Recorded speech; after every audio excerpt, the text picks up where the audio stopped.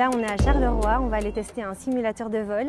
Donc, je vais pouvoir piloter un Boeing 737, alors je vous rassure, de façon virtuelle. Mais c'est une activité qui nous promet de l'originalité et du fun. Allez, suivez-moi. Bon, bienvenue chez European Flight Simulator. Alors là, je rentre dans le bâtiment. J'ai rendez-vous avec Julien Mertens, c'est le fondateur de ce centre un petit peu particulier. Alors, c'est un simulateur de vol qui reproduit à l'identique le Boeing 737-800, donc qui est l'avion le plus vendu dans le monde. Et l'idée de European Flight Simulator, c'est de permettre à toute personne, même sans connaissance de l'aviation et à partir de 10 ans, de venir se mettre aux commandes de cet avion de ligne. Vous allez commencer par un briefing de 20-30 minutes. Et après ce briefing, vous passez dans le simulateur, vous prendrez la place du commandant de bord et vous serez accompagné par l'instructeur qui vous guidera durant les différentes étapes du vol. Alors juste après le briefing, on peut monter dans le simulateur. C'est marrant, ça ressemble à un gros container.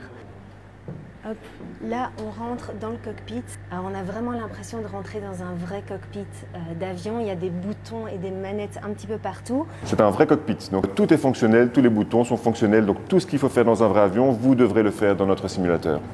Alors moi je vais m'installer du côté gauche parce que c'est la place du commandant de bord et aujourd'hui c'est moi qui pilote l'avion. Donc le commandant va toujours prendre le siège de gauche, le copilote le siège de droite et ça c'est comme ça dans tous les avions du monde.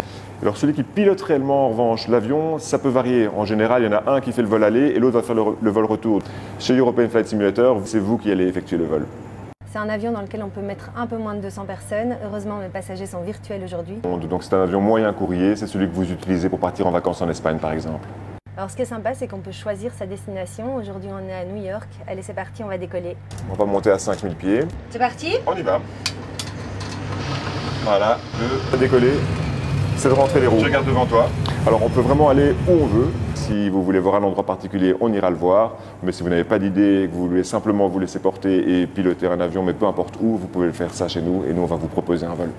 C'est dingue, c'est hyper réaliste, on est en immersion totale. Ici, on a vraiment l'impression d'être à 2000 mètres d'altitude. Le simulateur bouge un petit peu, on a vraiment l'impression d'y être. C'est l'immersion, donc le cockpit est reproduit à l'identique. Tout ce qu'il faut faire dans un avion de ligne, il faut le faire dans le simulateur.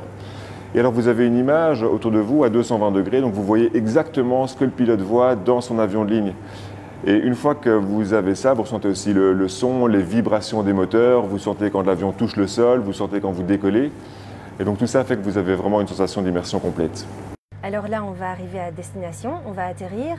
Je vais un petit peu me concentrer, histoire que mes passagers sortent vivants de ce magnifique vol. À gauche, et... Ah oui, on va... Ah, c'est pas mal, c'est pas mal.